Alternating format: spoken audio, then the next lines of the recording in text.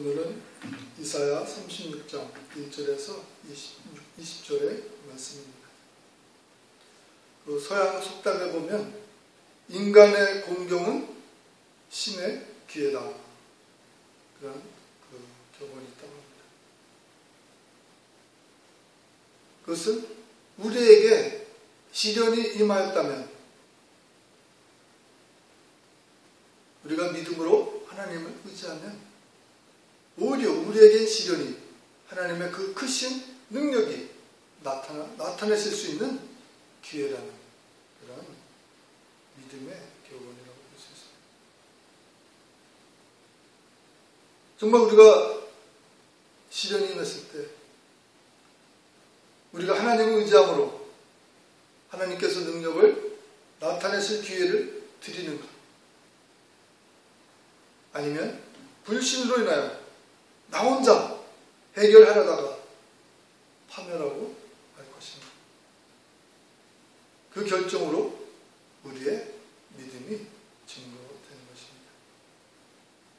그 결단은 우리의 마음에 달려있습니다.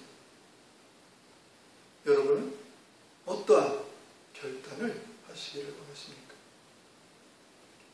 오늘의 제목은 하나님께 기회를 드린 히스기야라는 제목으로 함께 은혜를 나누겠습니다. 히스기야 왕의 아버지는 그 아하스 왕인데 그 좋은 왕은 못했습니다. 좋은 왕은 아니고 우상을 섬기고 그 아수르한테 그 친밀하게 해서 공물을 바치고 아수르의 그 신을 모셔다가 예배하는 그러한 결국 우상을 섬기는 그런 그 아버지가 그 아하스 왕이었고, 그렇지만 이 히스기야는 왕의 그 자리를 이어받고서는 그 아버지의 뒤를 쫓지 않고 모든 산당을 허물고 하나님의 그 성전을 다시 열고 하나님께만 제사를 드려야 한다고 그렇게 선포를 했고, 믿음으로 살아나가서 히스기야는 그 사네립 그 아수르 그 왕으로부터 독립하는, 그들에게 공물을 바치지 않고 혼자 유다 혼자 독립된 나라로 살아가겠다는 그러한 선포를 하게 됩니다. 그러니까 아수르 왕이 그 군대를 모아서 히스기야 왕을 공격하러 오고 유다를 공격했는데 이스라엘은 이미 멸망됐고 그 군대가 그 유다의 모든 지역 46개 성을 다 소멸시키고 오직 예루살렘만 남아있는 그런 상태가 됐고, 지금 그 예루살렘도 그 아수르의 군대가 다 대군이 와서 침치고 포위하고 그 공격을 앞두고 그 랍사게라는 그 사람이 그 예루살렘 성 앞에서 하나님을 비난하는 그러한 그 이야기를 하는 것이 오늘 본문의 말씀입니다. 우리가 알아야 될 것은 내가 마음을 다시 잡고 내가 이제 하나님만 믿고 하나님만 의지하며 살아가야겠다 라고 결단을 하면 우리 앞길에 맑은 햇빛이 비춰주고 우리 앞길을 상쾌하게 해주는 것이 아니라 오히려 구름이 낀다. 우리 앞길에 오히려 구름이 끼는 그런 것을 보게 됩니다. 오히려 우리가 하나님을 향하여 살기로 결단을 하면 사단의 세력이 우리를 공격하게 되는 것입니다. 사단의 그 강한 공격이 우리를 기다리고 있습니다. 그 아수르 대군이 그 하나님만을 의지하고 하나님만을 바라보며 살겠다고 결단한 그 히스기야 왕과 그 유대 백성들에게 다가온 것은 하나님의 축복이 아니라 엄청난 아수르의 그 대군이 유다의 다른 모든 지역을 소멸시키고 오직 예루살렘만 남아있는 그런 암울한 상태가 되어 있는 것입니다. 근데 그러면서 이 랍사게가 나와서는 그 하나님을 멸시하는 그런 말들을 합니다.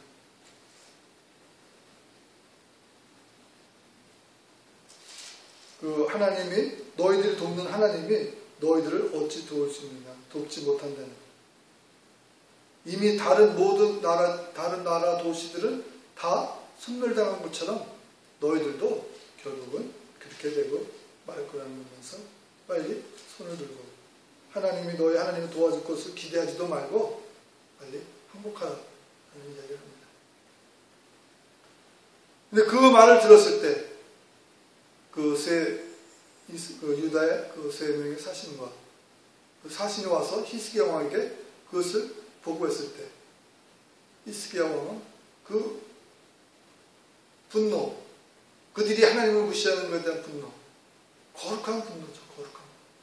거룩한 분노 때문에 하나님 전에 달려가고 이사야에게 그 전가를 보내서 우리가 어찌해야 될 것인가 이사야에게 요구를 하고, 또 이사야는 하나님이 도우실 거라는 그런 예언을 해주면서 하나님만 의지하는 예언을 했을 때 히스기야는 성전에 가서 하나님께 무릎 꿇고 부르짖고 기도하며 그 압수르 왕이 보낸 편지를 하나님 전에 내놓고 이 편지를 보라면서 이렇게 하나님을 멸시한다고 하면서 그 분한 마음, 분노의 마음으로 하나님께 간절히 기도하는 것을 보게 됩니다.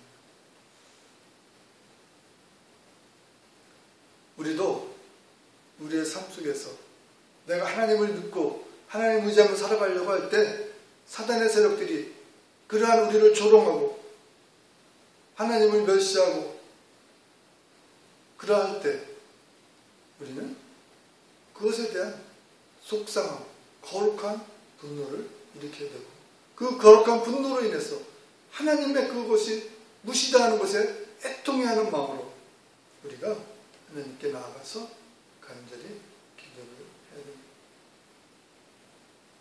기도하면서 우리의 상황을 알려드리고 도움을 요청하고 나는 하나님을 의지하며 살고 싶다는 말로 우리가 그 도움을 요청할 때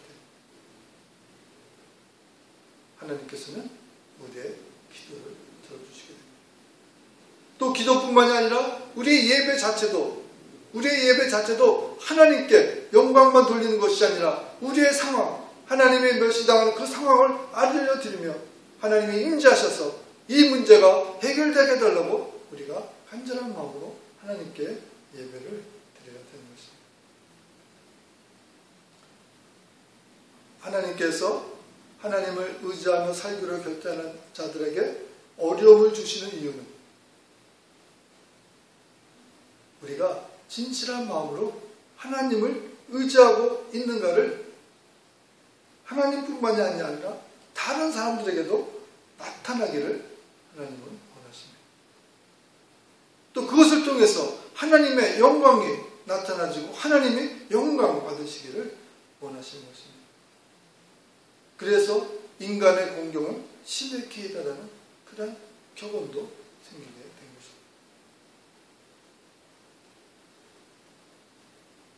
것입니다. 아브라함의 그 아들 이삭을 제물로 바치라고 했을 때 아브라함은 아무 소리 안 하고 3일을 걸어가서 그 이삭을 모리아산 꼭대기에 올라가서 제물로 드리는 그것을 보게 됩니다. 그러니까 하나님이 아브라함이 제물로 드리는 그것을 보고 내가 이제 너의 믿음을 알았다고 말씀하시죠.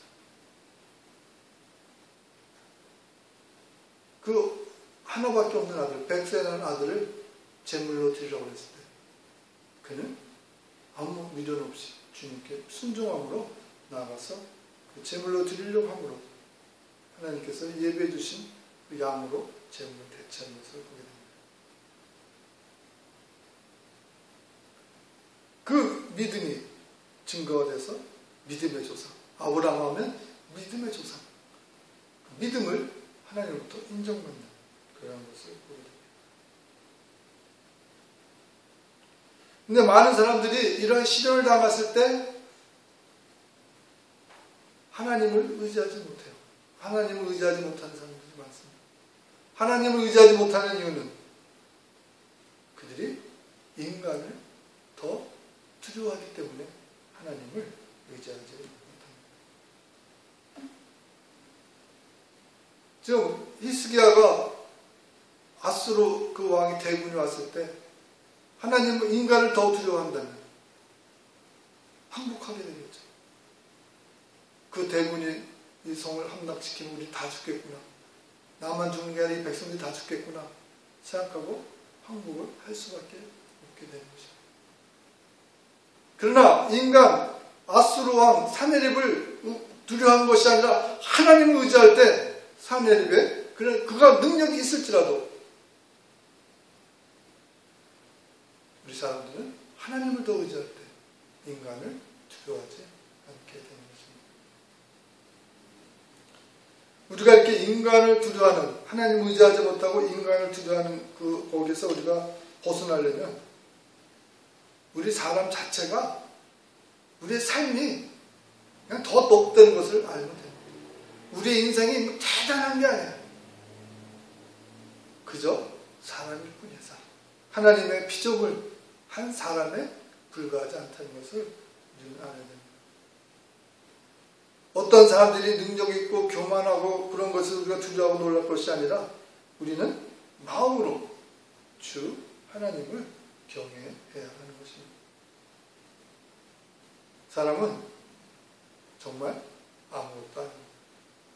힘 있는 자도 실패하게 되어 있어요. 그저 사람입니다. 그 사람이 잘나 보이고 돈도 많고 능력 있고 뭐 다 있는 것 같아도 사람이야. 때가 되면 죽어. 그냥 사람일 뿐이에요. 그걸 우리가 알 때 우리는 인간을 두려워하지 않게 되는 것입니다. 루터는 사람을 의지하는 사람은 그가 어떠한 사람이라도 실패하지 않을 수 없습니다.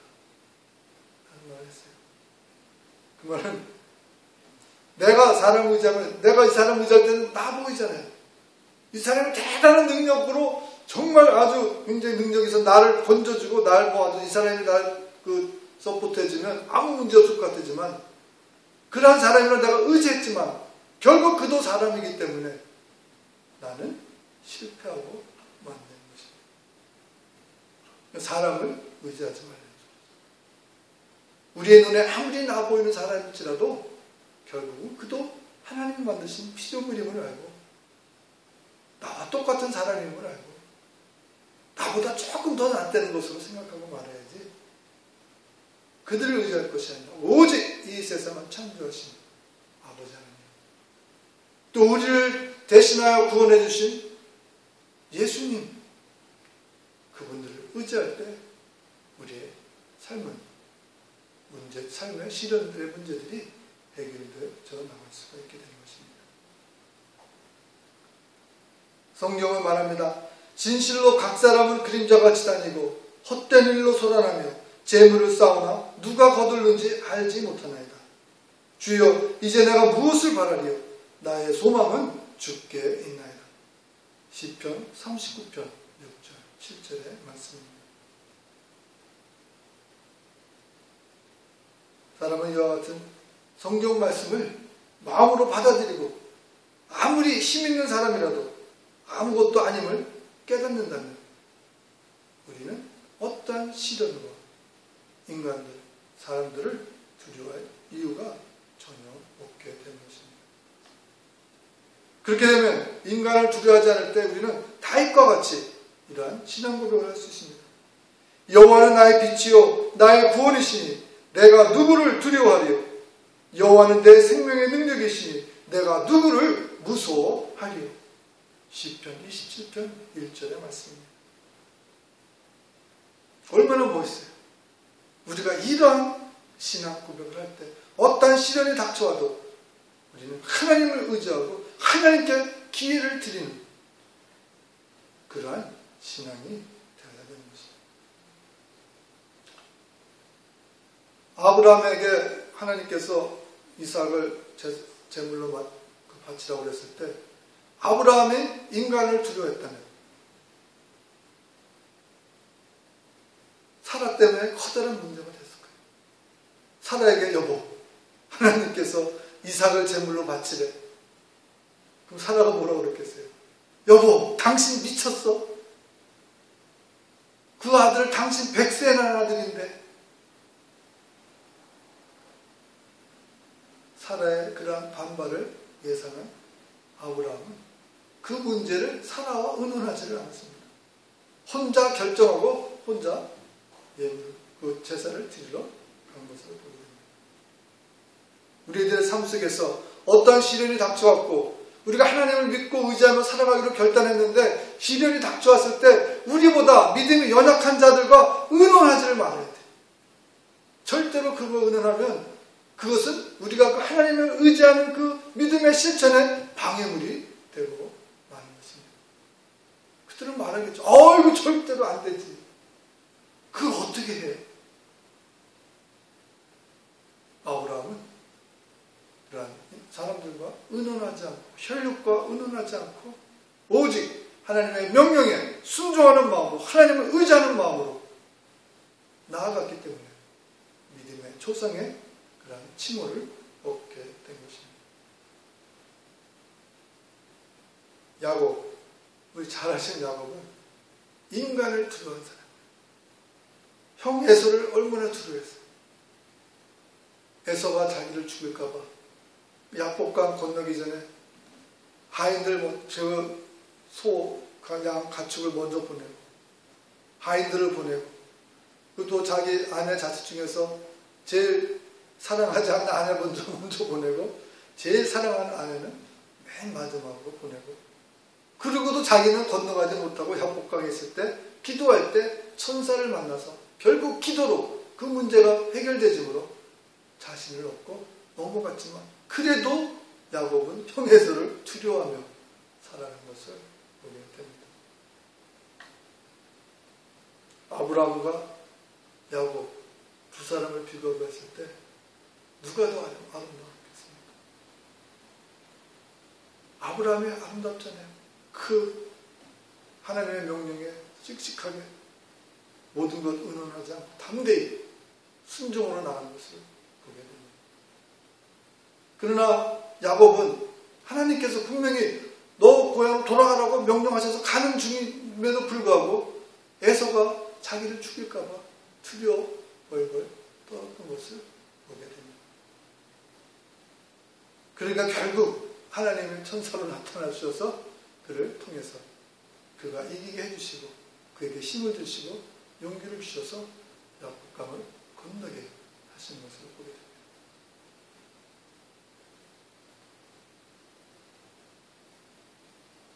우리가 가끔 그 해가 질 때 그 석양의 아름다움을 보게 됩니다. 해가 지면서 붉은스럽게 물이 들고 구름을 통해서 많은 그 빨간 빛들이 타고 해가 떨어질 때 그 모습은 참 아름답습니다.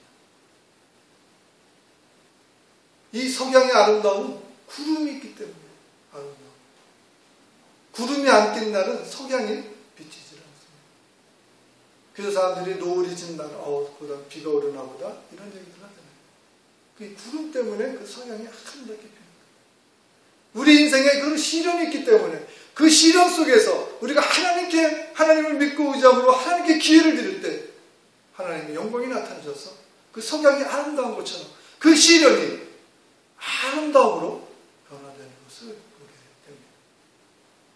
히스기야가 얼마나 아름다워. 이 시련 속에서 하나님께 기도하고 하나님을 의지함으로 그 다음 장에 보면 그 아수르의 왕들이 싸움도 안 하고 18만 8,000명의 군사들이 다 죽는, 아마 전염병 때문에 죽었다고 생각을 하죠.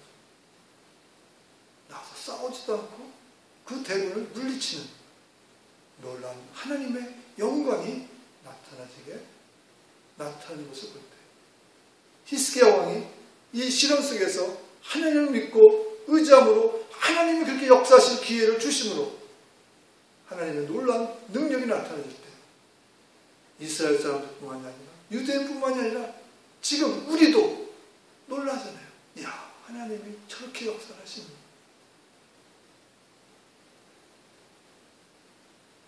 이사야서는 66장인데 거의 예언에 대한 말씀입니다. 근데 이 36장에서 39장까지 히스기야 왕 때의 일, 이것만 특별히 기록되어서 히스토리가 얼마나 중요하기 때문에 기록되었겠어요. 중요한 거예요. 하나님을 의지하며 살려고 결단할 때 이런 어려움이 닥쳐와도 우리가 굳건하게 하나님을 믿고 의지하면 하나님께 기회를 드리면 그 문제를 해결할 수 있도록 하나님께 기회를 드리면 하나님은 그 기회를 멋지게 우리의 생각조차 할 수 없는 방법으로 멋지게 그 문제를 해결해 주신 것을 보고 이사야는 이 히스기야 왕의 일들을 본문에 집어넣게 된 것입니다. 이 기도를 해야 되는데 히스기야가 기도할 때 탄식의 소리가 아니라 애통의 소리로 기도를 해야 돼요.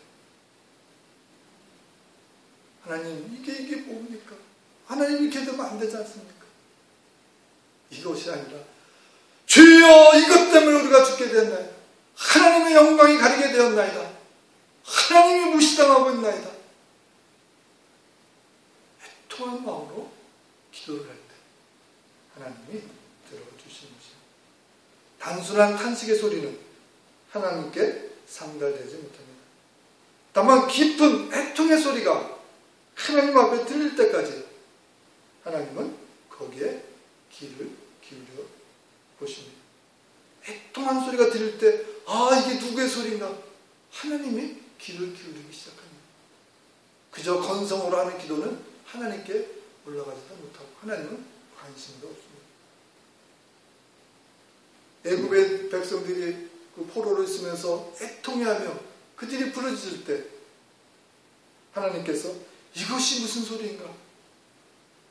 애굽에 있는 아브라함의 자손들의 외침이로다 라고 하나님이 말씀하신 것처럼 애통해하며 기도할 때 하나님께서 그 소리를 들으시는 것이죠. 당신의 영혼 깊은 곳에서 참됨이 흘러나오는 애통의 소리를 하나님께서 들으시며 이것이 무슨 소리인가? 불행을 당한 사람의 호소로다. 죄의 짐 아래 눌린 자의 외침이로다 라고 하나님이 말씀하시며 관심을 기울이기 시작하는 것입니다. 성경에는 그들의 외침이 하나님께 상달했다라고 분명히 말씀하십니다.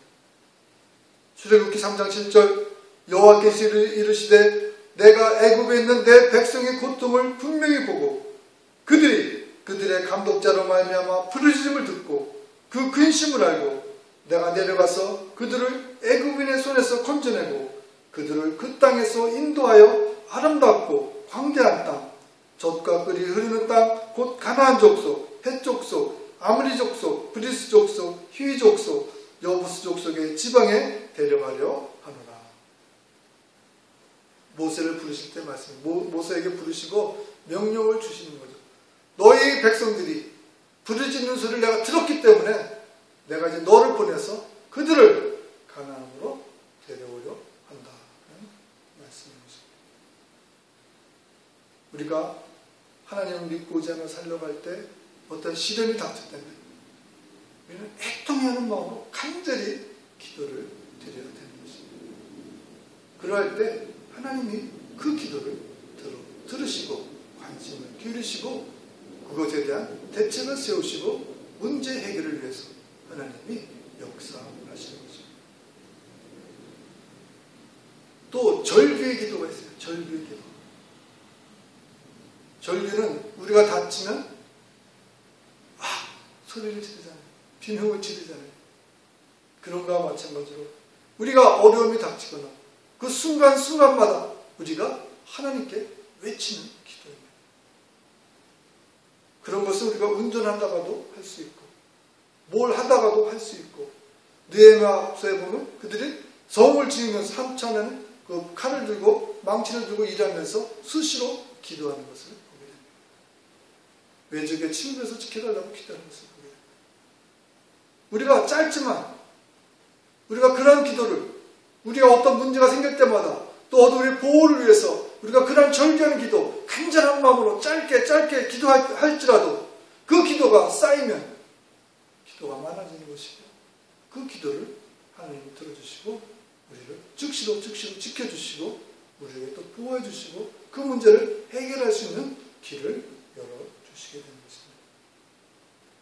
그러한 기도를 스펄전 목사님은 영혼에서 날아오르는 불똥이다 라고 표현했어요. 불똥은 별거 아니지만 그것이 불똥이 올라가서 하나님께 닿으면 하나님으로부터 커다란 불이 일어나서 그 불로 우리의 문제들, 우리의 대적들을 살르시고 그 불을 통해서 우리에게 은혜가 넘치게 하여 준다는 것입니다. 우리가 알아야 될 것은 하나님을 의지하는 삶으로 살기로 결정했을 때 우리를 기다리는 것은 맑고 쾌청한 날이 아니라 구름이 많이 낀 날인 것입니다. 그러나 그럴 때 우리는 믿음으로 하나님께 더욱 나아가 애통하는 기도를 드리며 또 진정한 마음으로 예배를 드려서 하나님이 우리를 도우실 수 있는 기회를 드려야 되는 것입니다. 그리하면 하나님의 능력이 나타나시며 우리는 아름다운 구름 낀 석양을 바라보며 하나님께 영광을 돌릴 수 있게 되는 것입니다.